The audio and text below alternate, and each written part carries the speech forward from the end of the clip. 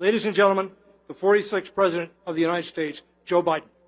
I read the article. Remember what I said about China? Restore the soul of the nation. I know what you did, and you were absolutely right. Well done.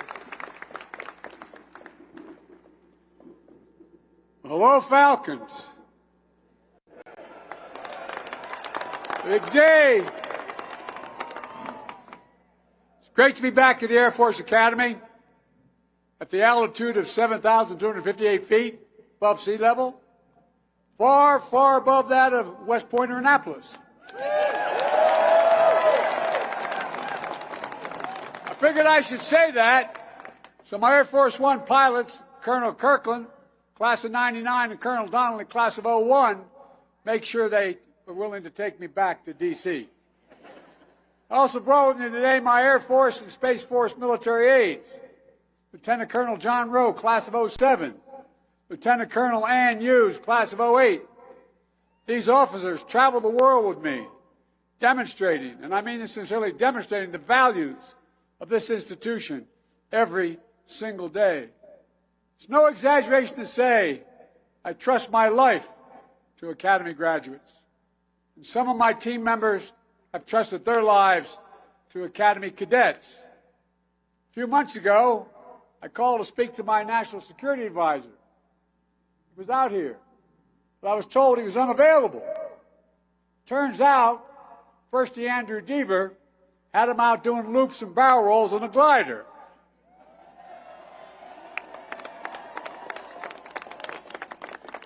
I asked if I could do that today, and the Secret Service said, no, we'll have to shoot it down. Look, thank you, Colonel Clark, Lieutenant General Clark, and to all the faculty and staff here at the Academy for your dedication and commitment in shaping the next generation of American air power and space power. And thank you to all the parents and families and sponsor families out there in the stands. You supported these cadets throughout their lives. You taught them how to stand up, never bow, never bend, never yield. You inspired them to put integrity first, to choose service over self. Sounds like hyperbole, but it's literally what you did, to pursue excellence in all they do. But I know you're bursting with pride at what they've already accomplished. So graduates, give your families a round of applause. Stand up and give them a round of applause. Show them your appreciation.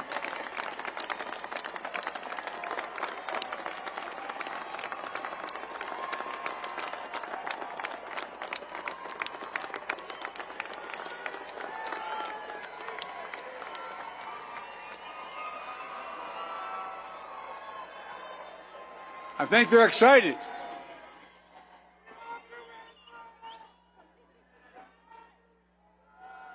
The only thing your moms and dads are saying is, I wish I could have paid for this education. Every other graduation I do, and I've done a lot of graduations, college graduations, I usually say, parents, today you all get a pay raise, no more tuition.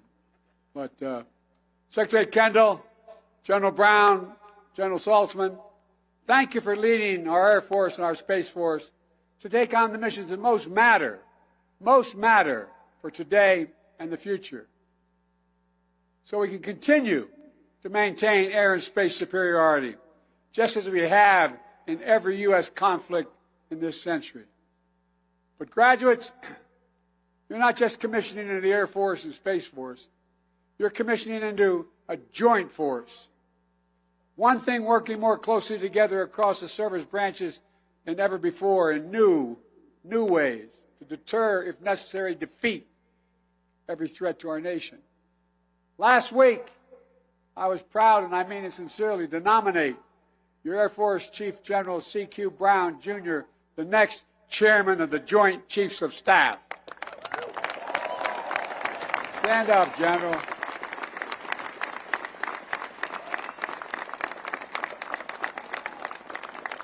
General, our country thanks you, and I look forward to working with you as chairman. And these graduates will have the additional pride of starting their careers of service led by a general that might say, butt-kicking American airmen. I think you used that phrase. Class of 2023. All right, man, you better. This is a day you've worked hard to reach. Think back to that first day of basic, when the bus dropped you off at the footprints. You didn't know what the hell lay ahead. Maybe you were wondering what exactly you'd gotten yourself into. And then, after a few days of acclimating, getting yelled at nonstop by your cadre, hearing those words that meant it would only get worse, quote, the PT ban has been lifted. As if that's a good thing, right? The PT ban has been lifted. Marching down to Jack's, building Tent City, even sweeping the dirt to make it look like there were hallways. You know, before making it past the assault course fall and the assault course Nunez. And I tell you what, you're all crazy. But at any rate, no, I'm all kidding. Remember the pride you felt joining the Flying Wedge and the Tizo. The first time during the Acceptance Day parade, only to face an even more difficult challenge when the school year began. Academics. It wasn't all push-ups and cramming for Prague Week, though to set the Guinness Book of Records, world records, most simultaneous push-ups, there had to be an enormous amount of push-ups. Beyond you, but all of you, I think you had some fun along the way. Maybe a good use of your epic passes. That would be reason enough to join. Had a few steaks and tortellini dinners. Celebrate commitment and job drops. I got to see some of you at the White House a few weeks ago to celebrate winning the Commander-in-Chief trophy for the 21st time.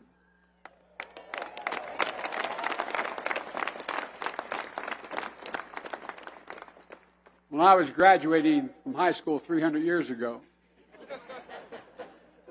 I applied to the Naval Academy. And I was picked by the senator. There's two ways senators can pick. You can pick individually, or they can name 10 people and let the Academy choose. I was a relatively good football player, so I had a shot. I remember the day that a guy named Steve Dunning from my class was also nominated. Drove up, was about 7 in the morning. We were going to drive down to Annapolis. And I had just heard the night before they had a halfback named Joe Bellino, won the Heisman Trophy, and a quarterback named Roger Staubach. I went to Delaware. Blue Horizons rocketry team managed to send the superintendent's flight cap all the way to space. I don't know whether he knew it or not, but even more impressive, you got it back, some 70 miles away. Of course, there may also have been achievements of less sterling nature. Maybe you had to do a few tours. Maybe you're one of the cadets who decided to enjoy the view from the top of the chapel in the box. So before I forget, since I was one of those schools at a state university, I found myself in a little bit of trouble a couple times. I really wish that a commander-in-chief had spoken at my graduation, because I have the power to hereby waive any confinements or restrictions of minor cadet disciplinary systems violations. They're waived. Man, I wish at my commencement the Speaker had that power. Look, after 4 long years, you pushed to the limits and forged into leaders of character. And after finally getting to jump into the fountain, you commissioned as a second lieutenant of the United States Air Force, the United States Space Force.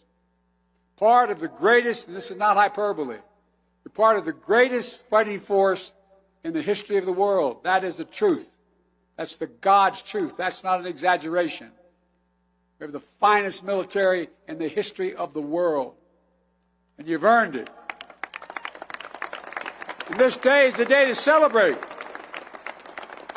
And as your Commander-in-Chief, I'm honored to be here as you take on the duties of serving and defending our nation.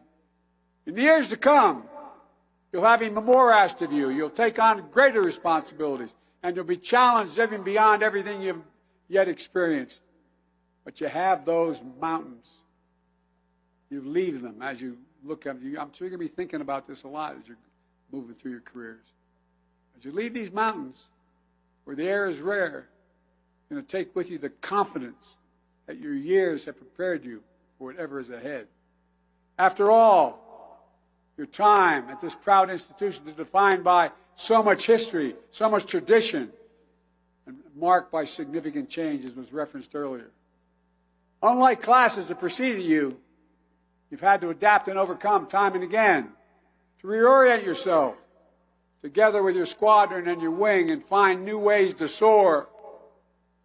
As been mentioned already, when COVID hit during your fourth-degree year, you had to rapidly redeploy back to your homes and learn new ways to study and maintain camaraderie during COVID station. And by the way, I wonder how many of you had to kick your brother out of your room when you went back. But all kidding aside, recognition may have been cut short, but it came back in the fall. You did the run to the rock. You earned the prop and wings, just like every cadet before you. Resilience, creativity, endurance, commitment. These have been essential parts of your unique academy training. And you're going to need those qualities as you continue your careers, because the world you're graduating into is not only changing rapidly, the pace of change is accelerating as well. We're seeing proliferating global challenges, from Russia's aggression and brutality in Europe to our competition with China and a whole hell of a lot in between. From growing instability to food insecurity to natural disasters, all of which are being made worse by the existential threat of climate change. I don't hear many of my friends anymore saying there's no climate change. We're finally figured it out. Been trying to push that since 1981. But we're seeing engaging technology, emerging technologies. All AI, from AI and 3D printing, that could change the character of conflict itself. Not going to be easy decisions, guys. I met in the Oval Office, in my office, with 8 leading scientists in the area of AI. Some are very worried that AI can actually overtake human thinking and planning. So we got a lot to deal with. Incredible opportunity, but a lot to deal with. We're also working across multiple domains, developing new capabilities, like our new next-gen B-21 Raider. And you're going to be flying that sucker. And we're going to count on you to keep us at the forefront of air and space dominance, enabling the entire joint force to be stronger. Graduates, you've made a noble choice to lead a life of service. Now, you also shoulder a great privilege and a mighty responsibility. Leadership. Now, leadership, a word often used. In the years ahead, your airmen and guardians are going to look to you for guidance and inspiration, because the world's going to get more confusing. They'll put their trust in you, and you in turn must strive to always be worthy of their confidence. Listen to them. Listen to them.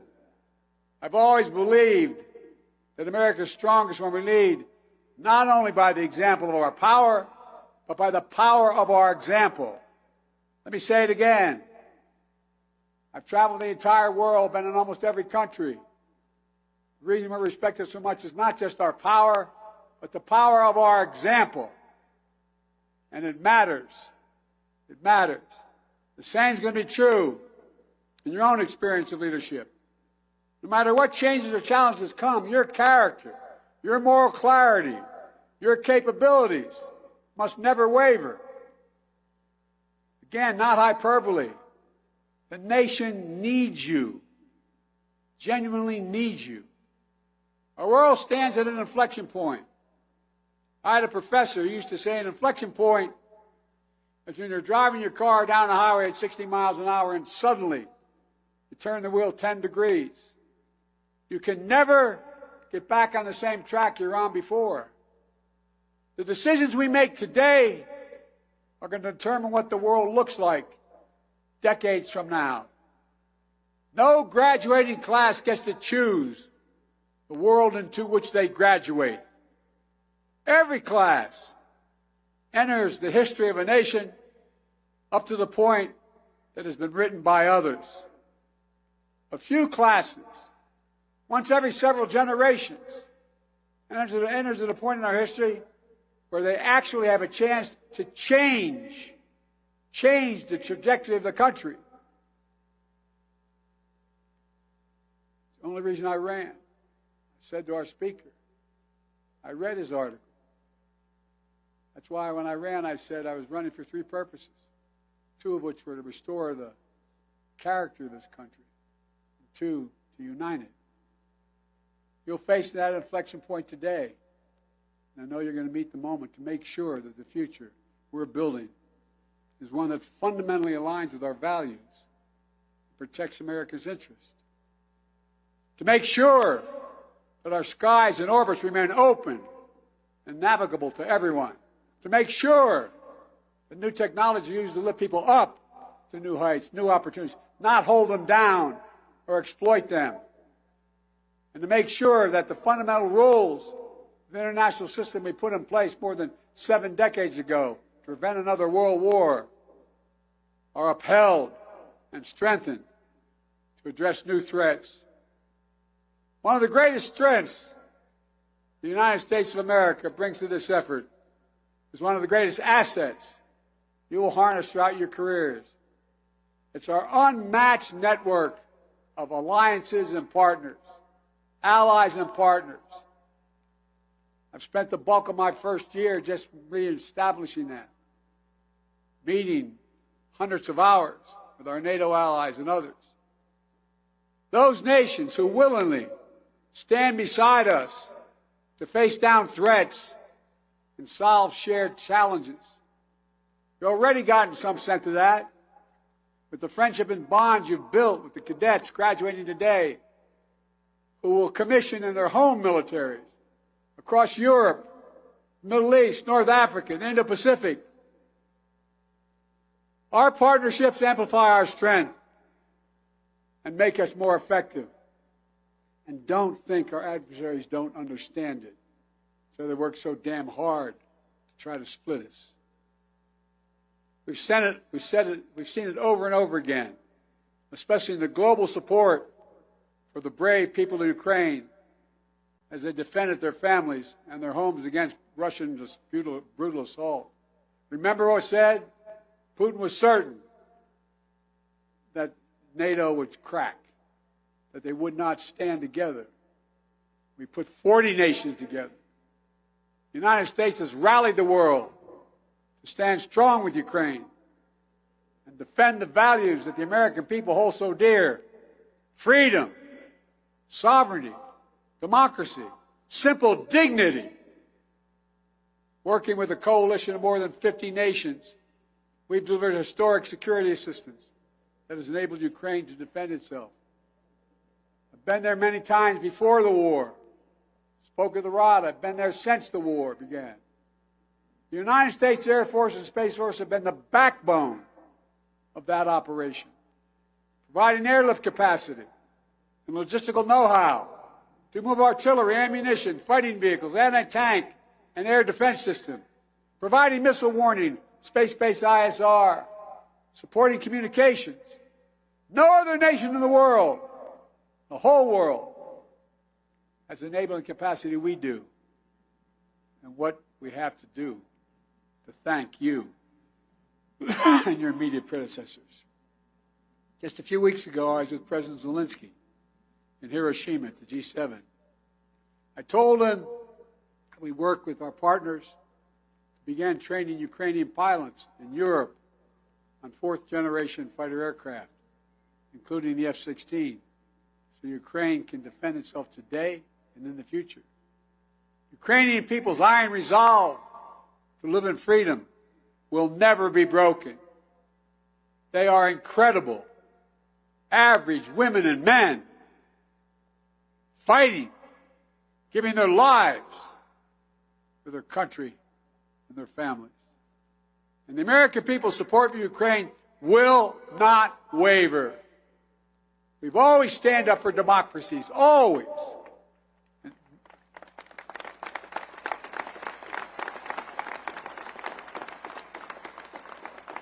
Well, I ask you to contemplate what happens if it wavers and Ukraine goes down. What about Belarus? What about the rest of Eastern Europe? Look, the G7 also demonstrated remarkable unity in the world's leading democracies when it comes to China.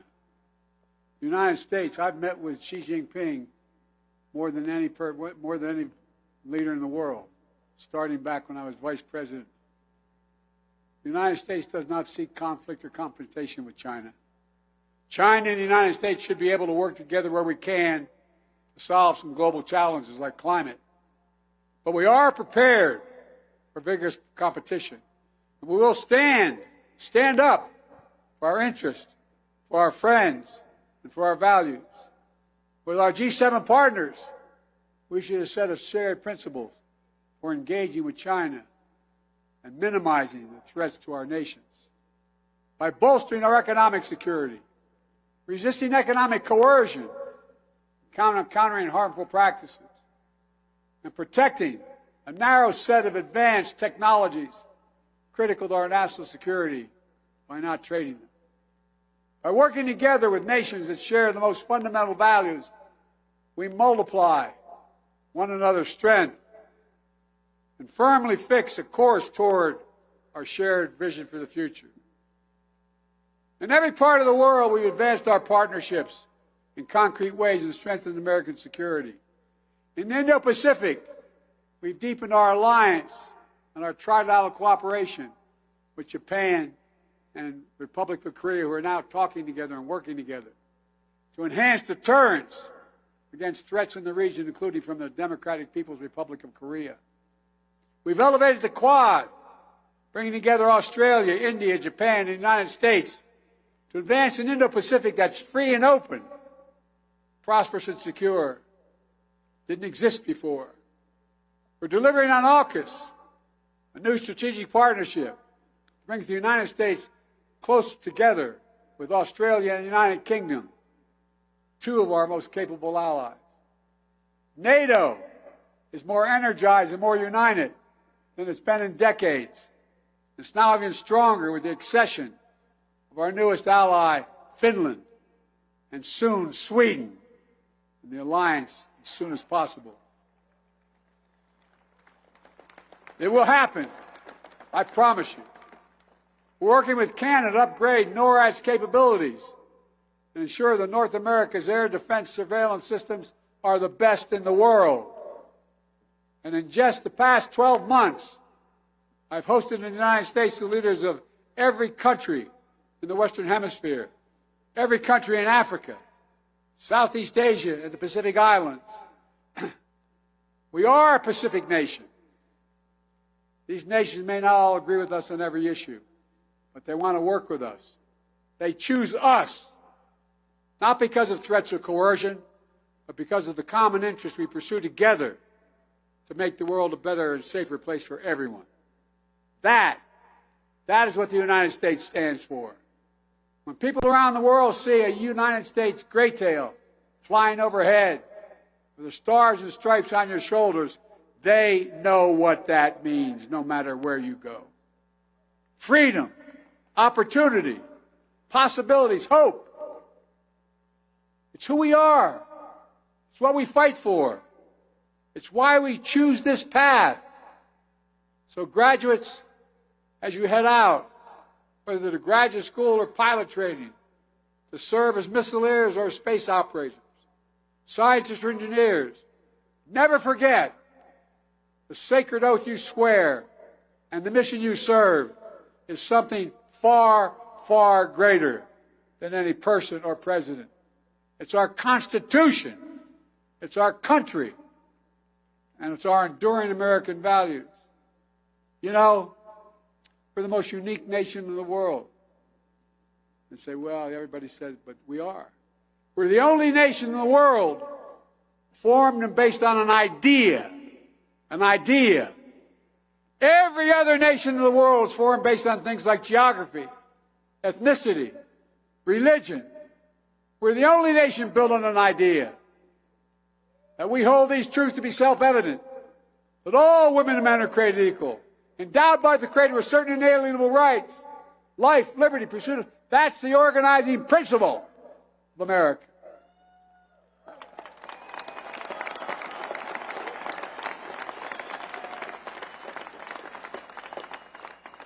We haven't always lived up to it, but we never, except on one brief moment, even thought about walking away from it. Generations of our forebears have fought and sacrificed to defend it. Sacrifices we honor earlier this week on Memorial Day. My son was an Army officer, a major, the Attorney General who sought permission to go fight with his unit in Iraq for a year. Unfortunately, his hooch was very close to these burn pits. And he came home, stage 4 glioblastoma, and died. I remember looking at him in the bed. This is the God's truth. I hadn't planned on saying this. Maybe I shouldn't. But he looked at me and he said, we're talking about the war. He said, Dad, he was Attorney General, odds-on favored to become the governor. He said, Dad, the proudest thing I've ever done in my life is putting on that uniform. The proudest thing. Just before he passed, he said, I'm not afraid. I'm not afraid. That's what you all are made of as well. Pride. Pride. Not in yourself, but what you're fighting for. It's a sacred charge that you now inherit as well. This year, we mark the 75th anniversary, this year, of an integrated force. The 75th anniversary of women serving in the force.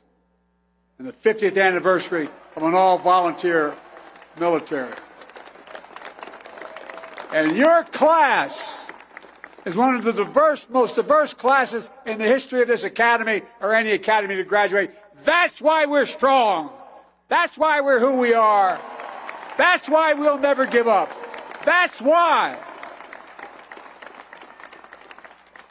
We also recognize that with every step we've taken to harness the full diversity of our nation, to tap more of our indomitable American spirit, our armed forces have only grown stronger, more effective, and more admired. The same is true of this institution. This year's graduating class is among the most diverse in academy history. You're graduating the highest percentage of women. By the way, I met with, who are those guys that fly over shortly? You heard of them, haven't you? 3 of them are women.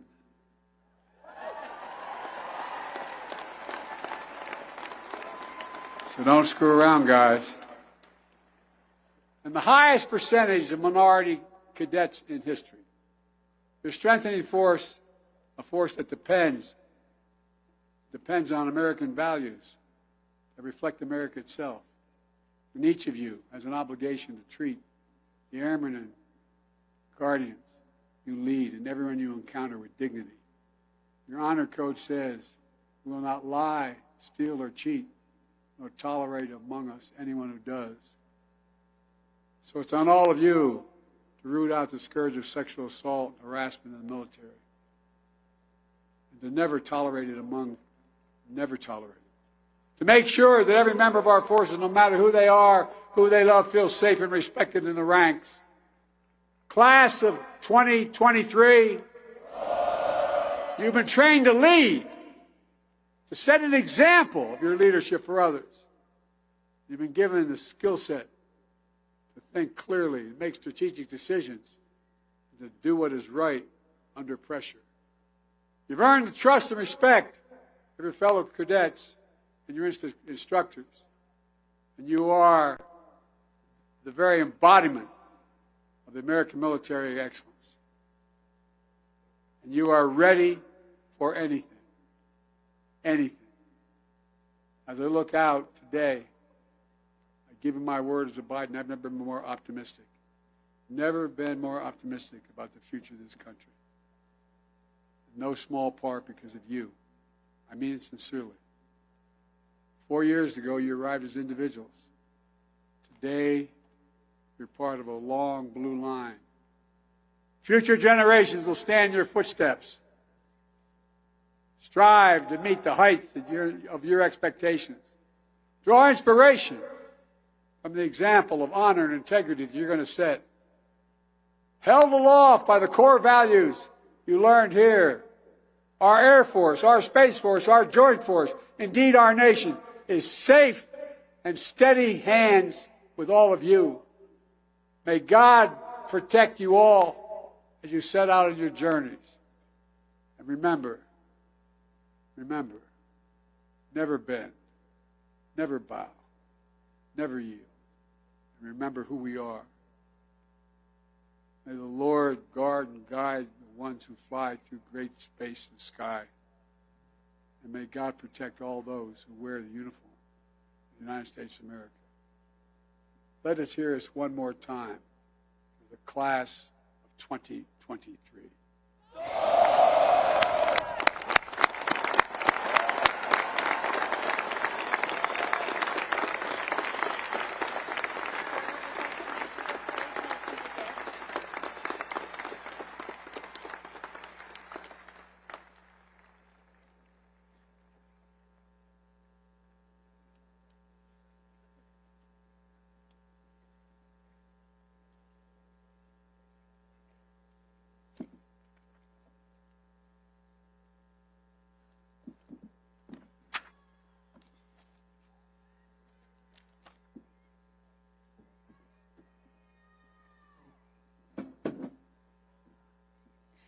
Ladies and gentlemen, the Cadet Class President for 2023, Cadet First Class Usama Bamier, the Summer Cadet Wing Commander, Cadet First Class Julia Gunlock, the Fall Cadet Wing Commander, Cadet First Class Christopher von Hossel, and the Spring Cadet Wing Commander, Cadet First Class Eric Kennis, will present the class gifts to the President of the United States.